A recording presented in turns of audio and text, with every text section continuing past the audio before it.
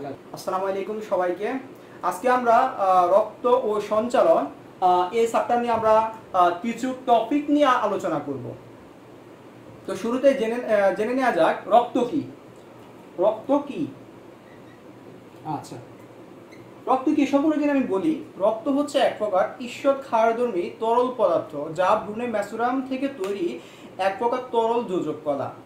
এবং যদি বলি আমাদের যে সেলগুলো আছে ওই সেলের বৃদ্ধির জন্য বা ওই সেলগুলো যদি বেঁচে থাকতে হয় অবশ্যই তার জন্য কিছু প্রোটিন মানে হচ্ছে পুষ্টির প্রয়োজন। ওই পুষ্টি বা হচ্ছে হরমোনাল বা বিভিন্ন এনজাইমের প্রয়োজন। ওইগুলো কিসের মাধ্যমে পরিবাহিত হয় বা কেউ মানে সেলের মধ্যে কিসের মাধ্যমে আসে? ওইটা রক্তের মাধ্যমে আসে, অর্থাৎ রক্ত রসের মাধ্যমে আসে। বুঝতে পারছি কিনা? তাহলে রক্তের আসলে ইম্পর্টেন্সটা কতটুকু আমরা এটা বুঝতে পারছি এবং রক্ত আসলে কি সেটা আমরা বুঝতে পারছি। এখন রক্তের কিছু বৈশিষ্ট্য আছে। রক্তের বৈশিষ্ট্যটা যদি আমি বলি, রক্তের বৈশিষ্ট্য রক্ত নরমালি বর্ণ কেমন লাল, হ্যাঁ, এবং ঈষৎ ক্ষারধর্মী, ঠিক আছে, ঈষৎ ক্ষারধর্মী। আচ্ছা, এবং হচ্ছে রক্তের মধ্যে হচ্ছে পিএইচ দেখা যায় কত 7.35 থেকে 7.45, ঠিক আছে। এবং রক্তের মধ্যে হচ্ছে টেম্পারেচার হচ্ছে 36 থেকে 38 ডিগ্রি সেলসিয়াস। এবং হচ্ছে রক্তের মধ্যে আরেকটা বিষয় হচ্ছে কি, নরমালি হচ্ছে মানুষের পূর্ণপ্রাপ্তবয়স্ক মানুষের দেহে দেখা যাচ্ছে রক্তের পরিমাণ 5 থেকে হচ্ছে 6 লিটার থাকে, ঠিক আছে, 6 লিটার। তার দেহের ওজনে কত পার্সেন্ট? 8% হচ্ছে তার দেহের ওজনে দেখা যায়। বুঝছো কিনা? এগুলো ছিল হচ্ছে রক্ত সম্পর্কে কিছু বৈশিষ্ট্য, এবং এই বৈশিষ্ট্যগুলো এমসিকিউর জন্য ভেরি ভেরি ইম্পর্টেন্ট। আচ্ছা, পরবর্তীতে আসো আমরা জানবো রক্ত কণিকা। রক্ত কণিকা জানার আগে আমরা শিখে রাখবো রক্তের হচ্ছে দুইটা পার্ট থাকে। একটা হচ্ছে রক্ত রস যাকে আমরা বলি প্লাজমা, আর একটা হচ্ছে রক্ত কণিকা। আছে। এখন দেখো রক্ত রস হচ্ছে রক্তের 55% হচ্ছে রক্ত রস এবং রক্তের 45% হচ্ছে রক্ত কণিকা। এখন রক্ত রসকে আবার আমরা দুইভাবে ভাগ করব। রক্ত রসের মধ্যে হচ্ছে পানি থাকবে কত? পানি থাকবে হচ্ছে 90 থেকে 92%, আর পানি থাকবে কিছু কঠিন পদার্থ থাকবে। কত থাকবে? 8 থেকে হচ্ছে 10%, ঠিক আছে কিনা? এখন কঠিন পদার্থের মধ্যে আমরা জেনে রাখবো প্লাজমা প্রোটিন কিছু থাকবে। প্লাজমা প্রোটিন গুলো আচ্ছা এটা ইম্পর্টেন্ট বেশি, কেন হচ্ছে আমি নেমোনিক দ্বারা মনে রাখে দিব। যেমন দেখো প্লাজমা প্রোটিন এগুলো একটু জেনে রাখা দরকার, এমসিকিউর জন্য বেশি ইম্পর্টেন্ট, এই জন্য বলে দিতেছি। যেমন মনে রাখার সিস্টেম হচ্ছে জিপিএ পাই। জি মানে কি? গ্লোবিউলিন, ঠিক আছে, সরি গ্লোবিউলিন। আচ্ছা, পিতে মানে কি? ফাইব্রিনোজেন।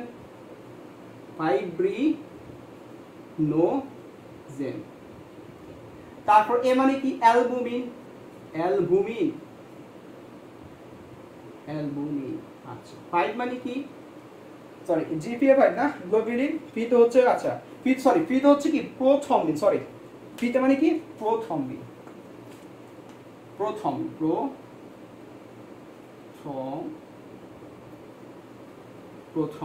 আর এটা হচ্ছে কি? ফাইব্রিনোজেন। 5 মানে ফাইব্রিনোজেন।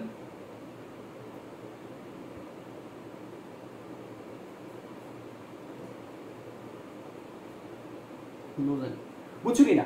তো প্লাজমা প্রোটিন যেগুলো আসলে হচ্ছে আমরা একটা ওয়ার্ডের মাধ্যমে শিখে পেলাম যে জিপিএ পাই। জি মানে হচ্ছে গ্লোবিউলিন, পি মানে হচ্ছে কি? প্রোথ্রম্বিন, এ মানে অ্যালবুমিন, এবং 5 মানে হচ্ছে ফাইব্রিনোজেন।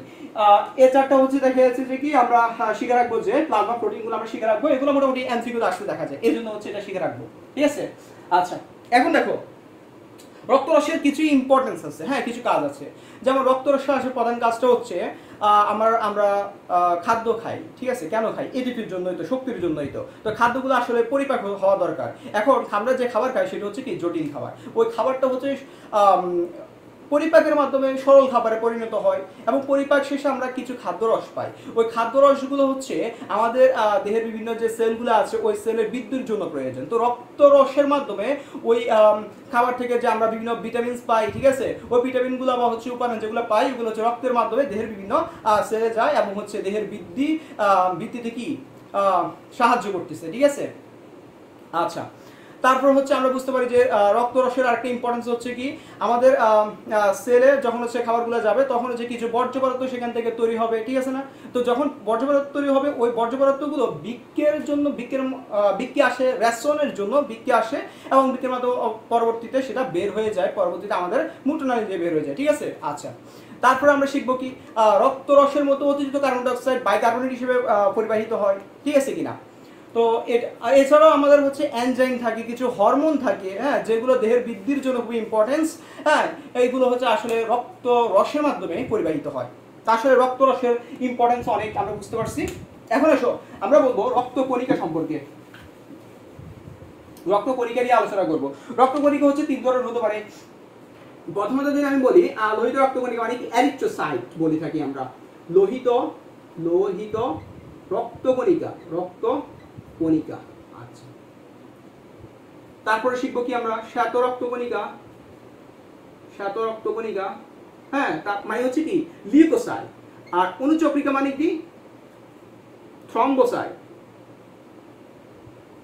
অনুচক্রিকা, ঠিক আছে? আচ্ছা, এখন লোহিত রক্ত কণিকা নিয়ে কিছু আলোচনা করব। তো দেখো লোহিত রক্ত কণিকা, লোহিত রক্ত কণিকা। আচ্ছা, প্রথমত আমরা লোহিত রক্ত কণিকার বর্ণ সম্পর্কে বলি। লোহিত রক্ত কণিকার বর্ণ হচ্ছে কেমন? লাল বর্ণ। কারণ কি এর মধ্যে হিমোগ্লোবিন নামক হচ্ছে রঞ্জক পদার্থ থাকে, যাকে আমরা শ্বাস সংযোগ করে থাকি। কেন শ্বাস সংযোগ করে থাকি? কারণ হচ্ছে এর মধ্যে গ্যাসীয় পদার্থের আদান প্রদান ঘটে, অর্থাৎ গ্যাসীয় হচ্ছে যেমন হচ্ছে অক্সিজেন এবং কার্বন ডাই অক্সাইডের বিনিময় ঘটে, ঠিক আছে কিনা? আচ্ছা, তারপর আমরা বলতে পারি কি লোহিত রক্ত কণিকার বয়স ভেদে এটার পরিমাণ হচ্ছে দেহের মধ্যে বিভিন্ন রকম হতে পারে। যেমন ভ্রূণ অবস্থা হচ্ছে তোমার হচ্ছে 70 থেকে হচ্ছে 80 লক্ষ দেখা যায় প্রতি ঘন মিলিলিটারে, ঠিক আছে কিনা? আচ্ছা, তারপর হচ্ছে তোমার শিশু অবস্থায় 60 থেকে 70 লক্ষ দেখা যেতে পারে প্রতি ঘন মিলিলিটারে। এ হচ্ছে কি বয়স ভেদে ডিফারেন্স দেখা যাচ্ছে এটার পরিমাণ। এবং লোহিত রক্ত কণিকা আসলে সৃষ্টিটা কোথা থেকে? আমরা জানি হচ্ছে ভ্রূণে স্টেম নামক কোষ থাকে, অর্থাৎ হচ্ছে স্টেম নামক কোষ থেকে হচ্ছে মূলত লোহিত রক্ত কণিকার সৃষ্টি, ঠিক আছে কিনা? এখন আমরা একটু লোহিত রক্ত কণিকা আয়ুষ্কাল কত বলো তো? আয়ুষ্কাল হচ্ছে কত? 120 দিন, ঠিক আছে? আচ্ছা, 120 দিন হচ্ছে লোহিত রক্ত কণিকা আয়ুষ্কাল। এবং আমরা জেনে রাখবো যে হচ্ছে লোহিত রক্ত কণিকার একটা, আচ্ছা, লোহিত রক্ত কণিকার কিছু ডিজিজ আছে। যদি লোহিত রক্ত কণিকা যদি হচ্ছে দেহের মধ্যে কমে যায়, ঠিক আছে, 50 যদি কমে যায় তাহলে সেটাকে আমরা কি বলবো? অ্যানিমিয়া বলবো। আর যদি হচ্ছে সেটা যদি বেড়ে যায় 65 লাখের চেয়ে যদি বেড়ে যায় তখন আমরা তাকে কি বলবো? পলিসাইথেমিয়া বলবো, ঠিক আছে কিনা? এই ছিল আসলে লোহিত রক্ত কণিকা সম্পর্কে বলা। এবং লোহিত রক্ত কণিকা কিছু ইম্পর্টেন্ট যদি বলি, একটা ইম্পর্টেন্স তো বলেই দিলাম যে গ্যাসীয় বিনিময়ে সাহায্য করতেছে, এবং হচ্ছে বাফার রূপে রক্তের মধ্যে অম্লক্ষারের ভারসাম্যটা রক্ষা করা হচ্ছে এর মেইন প্রধান একটা কাজ, ঠিক আছে কিনা? আচ্ছা, তো এখন আমরা আলোচনা করব আসলে শ্বেত রক্ত কণিকা সম্পর্কে।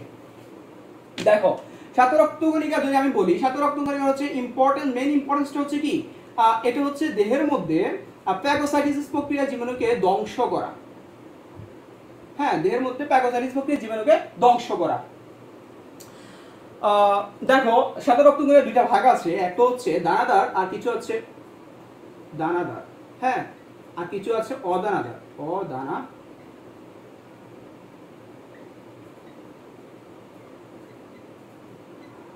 দানাদারের মধ্যে হচ্ছে তিনটা অংশ দেখা যায়। একটা হচ্ছে নিউট্রোফিল, ফিল মানে কি পূর্ণ থাকা, অবশ্যই কি অর্থাৎ হচ্ছে মানে পূর্ণ, দানাদার কথাটা মানে বোঝা যাচ্ছে যে কি ফিল মানে হচ্ছে কি পূর্ণ থাকা, এটা দ্বারা হচ্ছে আমরা মনে রাখতে পারি। তারপর হচ্ছে নিউট্রোফিল হলো ইউসিনোফিল, ঠিক আছে? আচ্ছা, তারপর হচ্ছে ব্যাসোফিল। আচ্ছা, এখন এগুলোর জন্য ইম্পর্টেন্স বলি। নিউট্রোফিল হচ্ছে কেমন? এটা হচ্ছে আসলে হচ্ছে নিউট্রাল এর বর্ণ, এবং হচ্ছে নিউট্রোফিলের ইম্পর্টেন্সটা কি? এটা হচ্ছে কি জীবাণুকে ধ্বংস করে, কি করে? ভক্ষণ করে, ঠিক আছে কিনা? প্যাগোসাইটোসিস প্রক্রিয়া।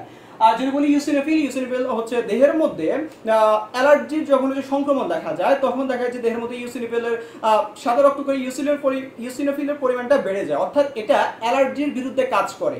এছাড়া কিছু কৃমির বিরুদ্ধে হচ্ছে এটা কাজ করতে পারে, ঠিক আছে কিনা? আচ্ছা, তারপরে শিখে রাখবো কি ইউসিনোফিলের বর্ণ কেমন? লাল বর্ণ, এটা আমরা একটু মনে রাখবো। আর তারপর হচ্ছে ব্যাসোফিলের বর্ণ কেমন? নীল বর্ণ। ব্যাসোফিল আসলে কি করে? ব্যাসোফিল হচ্ছে দুই ধরনের পদার্থ ক্ষরণ করে, একটা হচ্ছে হিস্টামিন আর একটা হচ্ছে হ্যাপারিন। হিস্টামিন কি করে, দেহের মধ্যে রোগ প্রতিরোধ ক্ষমতা দেহের রোগ প্রতিরোধ ক্ষমতা বৃদ্ধি করে, এবং হ্যাপারিন নিঃসরণ করে, যেটা দেহের রক্তের যে স্বাভাবিক চলাচল যে গতি আছে ওই গতিটাকে রক্ষা করে, ঠিক আছে কিনা। এটা হচ্ছে হ্যাপারিনের কাজ, অর্থাৎ দেহের রক্তনালী বা হচ্ছে রক্তের যে লুমেন আছে ওইখানে যেন মানে রক্তগুলো যেন হচ্ছে কি জমাটবদ্ধ না হয়, ঠিক আছে কিনা, ওই এর জন্য কাজ করে থাকে এটা। আচ্ছা, তাহলে আমরা মোটামুটি হচ্ছে নিউট্রোফিল, ইওসিনোফিল, ব্যাসোফিল সম্পর্কে জানলাম। এখন আমরা দানাদার হচ্ছে অদানাদার পার্ট সম্পর্কে জানবো। অদানার মধ্যে মনোসাইট রয়েছে, ঠিক আছে, মনোসাইট রয়েছে, আরেকটা রয়েছে কি লিম্ফোসাইট রয়েছে, লিম্ফোসাইট রয়েছে। আচ্ছা, লিম্ফোসাইট। আচ্ছা, এই মনোসাইটটা আসলে হচ্ছে কি করে, মনোসাইটটা হচ্ছে আসলে প্যাগোসাইটিক প্রক্রিয়া জীবাণুকে ধ্বংস করে, এটা হচ্ছে মেইন প্রধান কাজ। আর হচ্ছে লিম্ফোসাইটের কাজ হচ্ছে দেহের মধ্যে অ্যান্টিবডি তৈরি করা, এর জন্য আমরা লিম্ফোসাইটকে বলতে পারি যে আণুবীক্ষণিক সৈনিক বলতে পারি, ঠিক আছে কিনা। এগুলো হচ্ছে যে কি শ্বেত রক্তকণিকার ইম্পর্টেন্স, এবং শ্বেত রক্তকণিকার কিছু ডিজিজ আছে, যেমন শ্বেত রক্তকণিকা যদি বেড়ে যায় দেহের মধ্যে তার ব্লাড ক্যান্সার হতে পারে, যাকে বলা হয় লিউকেমিয়া। হ্যাঁ, লিউকোফ্যানিয়া একটা রয়েছে, সেটা হচ্ছে তোমার রক্তের পরিমাণ যদি কমে যায় তখন আমরা লিউকোফ্যানিয়া, বুঝছো কিনা। আচ্ছা, তাহলে আমরা দুটো টার্ম সম্পর্কে শিখলাম, একটা হচ্ছে লিউকেমিয়া, লিউকেমিয়া, লিউকেমিয়া কি এটা বুঝলাম, আর লিউকোফ্যানিয়া কি এটাও বুঝলাম, বুঝছো কিনা। আচ্ছা, তাহলে লিউকেমিয়া হচ্ছে ব্লাড ক্যান্সার হতে পারে। ব্লাড ক্যান্সার হলে দেখা যাচ্ছে যে কি লিউকেমিয়া হইতেছে বা শ্বেত রক্তকণিকার পরিমাণ বেড়ে যাচ্ছে। এটা হচ্ছে মূলত শ্বেত রক্তকণিকার ইম্পর্টেন্স বললাম, আর কি উপাদানগুলো সম্পর্কে ধারণা লাভ করলাম আমরা। আশা করি বুঝতে পারছো শ্বেত রক্তকণিকা। এখন আমরা দেখবো তোমার অনুচক্রিকা নিয়ে। অনুচক্রিকার প্রধান কাজটা হচ্ছে কি রক্তের মূলত রক্ত সঞ্চালনে হেল্প করে বেশি, ইম্পর্টেন্স অনুচক্রিকা। অনুচক্রিকা যাকে আমরা বলি থ্রম্বোসাইট বলি, ঠিক আছে, যাকে আমরা কি বলি থ্রম্বোসাইট বলি। এখন এটা হচ্ছে মেগাক্যারিওসাইট থেকে হচ্ছে আসলে সৃষ্টি হচ্ছে, অনুচক্রিকার সৃষ্টি হচ্ছে মেগাক্যারিওসাইট থেকে। আচ্ছা, এখন অনুচক্রিকা কি করে, অনুচক্রিকা মূলত রক্তের জমাট মানে বাধার ক্ষেত্রে সাহায্য করে, এবং এটা কিছু পদার্থ তৈরি করে, রাসায়নিক পদার্থ নিঃসরণ করে। যেমন সেরোটোনিন নামক হচ্ছে এক প্রকার রাসায়নিক পদার্থ আছে, অর্থাৎ কেমিক্যাল সাবস্টেন্স আছে, সেরোটোনিন না, সেরোটোনিন পদার্থকরণ করে, যা কি করে রক্তনালীর যে লুমেন আছে না ওটাকে সংকোচন ঘটিয়ে রক্তের যে ক্ষরণ ওই ক্ষরণের পরিমাণকে হ্রাস করে। এক কথা হচ্ছে এটা। হিমোস্ট্যাটিক প্লাগও গঠন করতে পারে, ঠিক আছে কিনা, মোটামুটি হচ্ছে এগুলোর মাধ্যমে সে রক্তক্ষরণকে নিয়ন্ত্রণ করতে পারে। এটা হচ্ছে কি অনুচক্রিকা। এছাড়া সে জীবাণু ধ্বংস হওয়ার ক্ষেত্রে সাহায্য করে, সেও কিন্তু প্যাগোসাইটিক প্রক্রিয়া মোটামুটি জীবাণুকে ভক্ষণ করতে পারে। আচ্ছা, এটাও জানলাম। এখন আসো আমরা শিখবো রক্ততঞ্চন নিয়ে কথাবার্তা বলবো। আসলে রক্ততঞ্চন হচ্ছে কতগুলো প্রসেসের মাধ্যমে বিষয়টা ঘটে, ঠিক আছে কিনা, রক্ততঞ্চন কতগুলো প্রসেসের মাধ্যমে ঘটে। এখন রক্ততঞ্চনে আমরা সোজা ভাষায় যদি বলি, রক্ততঞ্চন হচ্ছে দেহের কোনো একটা অংশ যখন কাটা যাবে বা দুর্ঘটনা জড়িত যখন রক্ত ক্ষরণ ঘটবে, তখন দেহের মধ্যে হচ্ছে দেখা 13টা ফ্যাক্টর আছে রক্ততঞ্চন, ওইগুলো হচ্ছে কি এগুলো নিয়ন্ত্রণ করে। বিষয়টা কি বুঝতে পারছে কিনা। আচ্ছা, তো তারপর হচ্ছে আমরা দেখবো রক্ততঞ্চনের ক্ষেত্রে আচ্ছা 13টা ফ্যাক্টর কাজ করে, এর মধ্যে 4টা ফ্যাক্টর নিয়ে আমরা কথাবার্তা বলবো। প্রথম ফ্যাক্টর কি ফাইব্রিনোজেন, ফাইব্রিনোজেন, ঠিক আছে। আচ্ছা, তারপরে শিখে রাখবো প্রথমবিন, তারপরে শিখে রাখবো থ্রম্বোপ্লাস্টিন,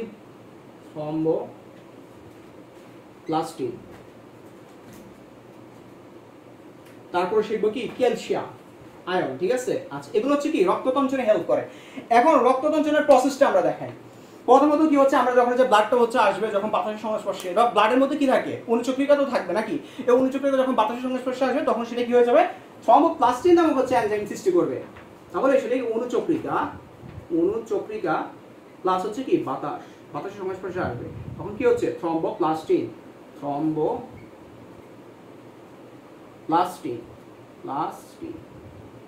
বুঝছো কিনা।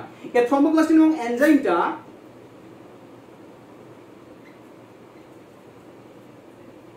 ক্যালসিয়াম আয়নের উপস্থিতিতে, প্রথমবিনের উপস্থিতিতে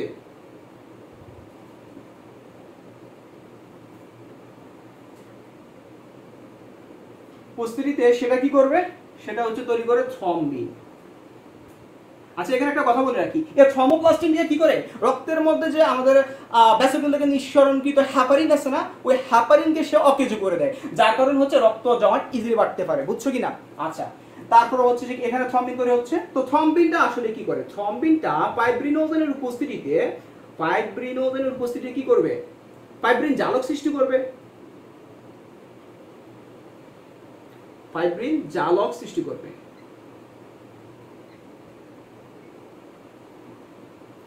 এই ফাইব্রিন জালক লোহিত রক্ত, ফাইব্রিন জালক কি হবে? লোহিত রক্ত কণিকাগুলো হচ্ছে আটকা পড়বে, আটকা পড়লে কি হচ্ছে? রক্ত তঞ্চন হয়ে যাচ্ছে, বুঝছো কিনা বিষয়টা?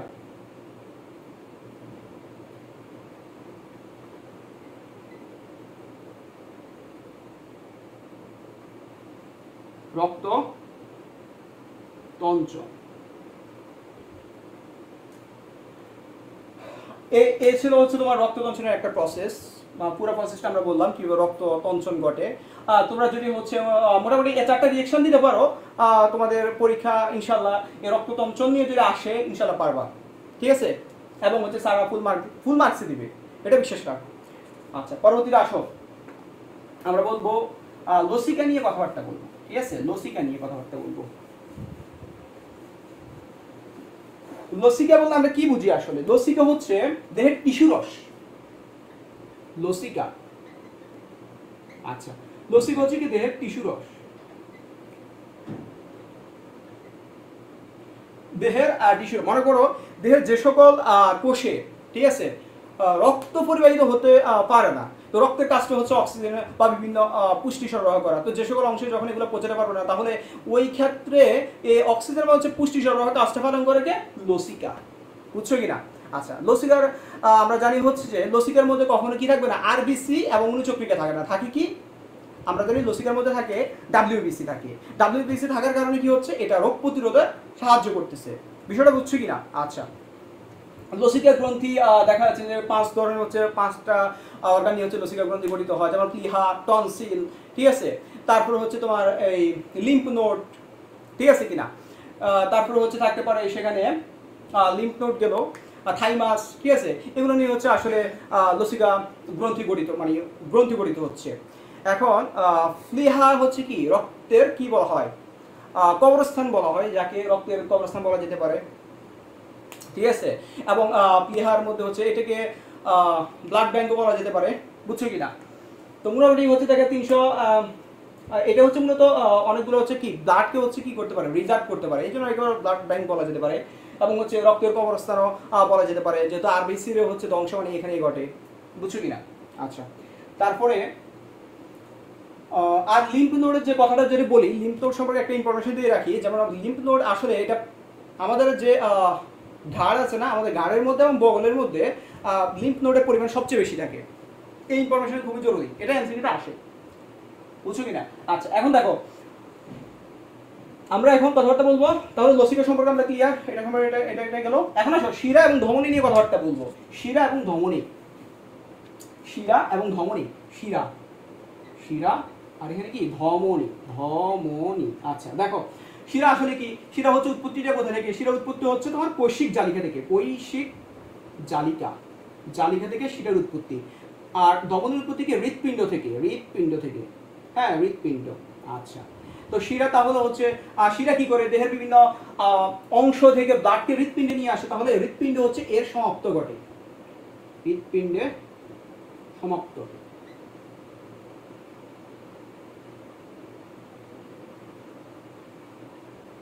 আর হৃৎপিণ্ড কি করে?